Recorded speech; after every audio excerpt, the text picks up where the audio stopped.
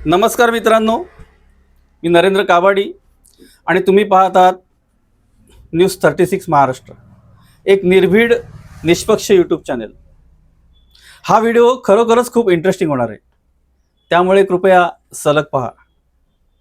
मुंबईत मुंबईकरांचे जीवनमान कसं उंचावेल, त्यांचं जगणं कसं सुसह्य होईल, यावर चर्चा करण्यापेक्षा सध्या मुंबईचा महापौर कोण होईल याची चिंता मुंबईकरांना आणि विशेषतः मराठी मीडियाला पडलेली आहे। आता चर्चा तर होणारच, कारण एका पाठोपाठ एक अशा काही घटना घडलेल्या आहेत। निकालानंतर 2च दिवसांनी देवाभाऊ दावोसला निघून गेले। एकनाथ शिंदे यांनी खुश होऊन 29 नगरसेवकांना मोठ्या हॉटेलमध्ये अनेक दिवसांची मेजवानी देण्याचं ठरवलं। लगोलग उद्धव ठाकरे यांनी सॉफ्ट बॉम्ब टाकला किंवा टायमिंग शॉट मारला। देवाच्या मनात असेल तर आमचा महापौर होऊ शकतो। आणि चौथी घटना म्हणजे त्याच हॉटेलमध्ये संजय राऊत यांना जेवण करण्यासाठी जायचं आहे। मित्रांनो, आता ह्या चारही गोष्टी आपण डिकोड करूया। पहिलं, देवेंद्र फडणवीस अशा बॉडी लँग्वेजमध्ये निघून गेले की मी आलो, मी केलो आणि मी गेलो सुद्धा। माझ्या 89 नगरसेवकांवरती पूर्णपणे विश्वास आहे, नव्हे तशी यंत्रणाच मी संचलित करून निघून गेलेलो आहे। दुसरं, एकनाथ शिंदे कोणतीही रिस्क घ्यायला तयार नाहीत, कारण त्यांना निवळ स्वतःची बार्गेनिंग पॉवर वाढवायची। त्यांना स्वतःसाठी व पर्यायाने नगरसेवकांसाठी काही साध्य करून घ्यायचं आहे। आणि म्हणूनच त्यांनी बाळासाहेबांच्या जन्मशताब्दी वर्षानिमित्त शिवसेनेला महापौर मिळावं अशी मागणी केलेली आहे। एकनाथ शिंदे हे महापौर पदाच्या निवडणुकीच्या आदल्या दिवशी गटप्रमुख नेमतील, मग व्हीप काढतील आणि आपल्या 29 वाघांना पिंजऱ्याबाहेर म्हणजे माफ करा, हॉटेल बाहेर काढतील। तिसरं म्हणजे उद्धव ठाकरे यांचा देव। हा देव म्हणजे देवेंद्र नसून वरचाच आहे, कारण येत्या 22 तारखेला महापौर पदाची सोडत निघणार आहे। त्यात SC, ST आणि OBC, स्त्री व पुरुष किंवा फक्त स्त्री अशी असणार आहे। आणि प्रत्यक्षात ST प्रवर्गाचं म्हणजे अनुसूचित जमातीचं आरक्षण पडलं तर दोन्ही उमेदवार, एक जितेंद्र वळवी व दुसऱ्या प्रियदर्शन ठाकरे, हे फक्त उभाटाकडे आहेत। त्यामुळे उद्धव ठाकरे यांचा विनासायास महापौर होणार आहे। आणि चौथा मुद्दा संजय राऊत यांचा हॉटेलमधील जेवण, त्याला काय फारसं गांभीर्याने घेण्याची गरज नाही। पण आता कळीचा मुद्दा हा की सोडतीत कोणत्या प्रवर्गाच्या चिठ्ठ्या असाव्या यासाठी भाजप काही वेगळा प्रयत्न करतो का?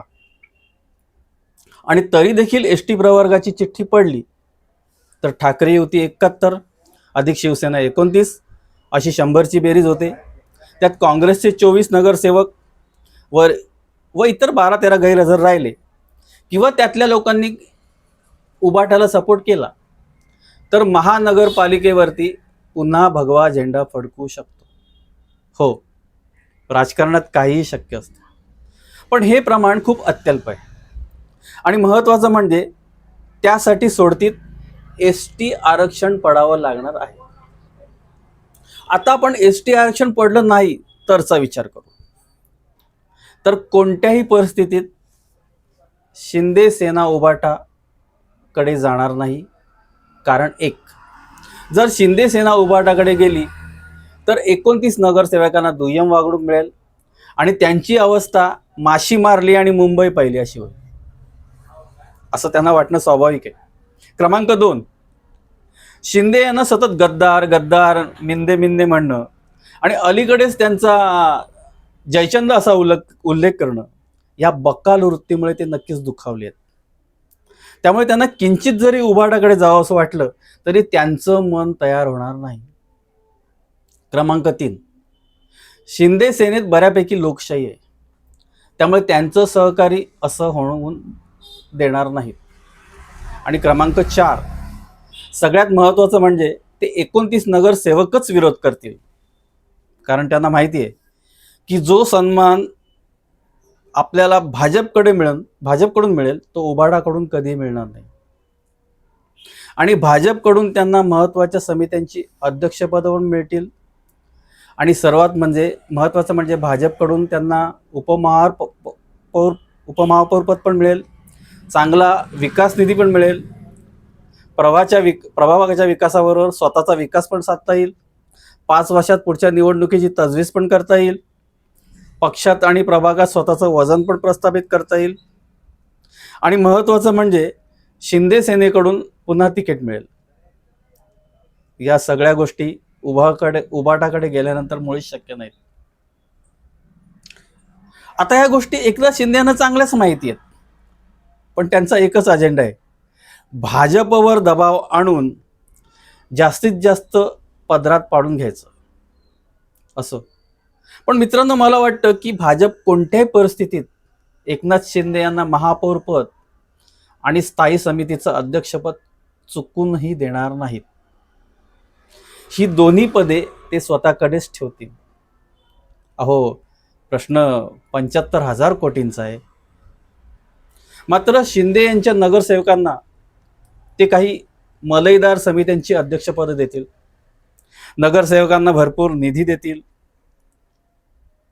त्यांना उपमहापौरपद पण देतील आणि शिंदेंच्या वजनदार फाईल्स अमित शहा पास करून हलक्या करून देतील आणि हा तिढा सुफळ संपूर्णपणे सुटेल. पण जर एसटी प्रवर्गाची सोडत नाही निघाली तर आता बघूया. भाजपकडून महापौर पदाची माळ कुणाच्या गळ्यात पडू शकेल. पुरुषाला संधी मिळाली तर अनुभवी व ज्येष्ठता म्हणून प्रभाकर शिंदे यांचं नाव आघाडीवर असेल. स्त्रीला संधी मिळाली तर राजश्री शिरवणकर हा भाजपचा आक्रमक चेहरा निवडला जाण्याची शक्यता आहे. आणि जर भाजपने पुन्हा धक्का तंत्र वापरलं तर देवेंद्र फडणवीस यांचा लाडका सहकारी नवनाथ बन यांना बंपर लॉटरी लागू शकेल. मित्रांनो, सारासार विचार करून मी माझं मत मांडलंय. व्हिडिओ कसा वाटला निश्चितच प्रतिक्रिया द्या. सबस्क्राईब करा, लाईक करा, शेअर करा. तुर्तास थांबतो. पुन्हा भेटू. धन्यवाद.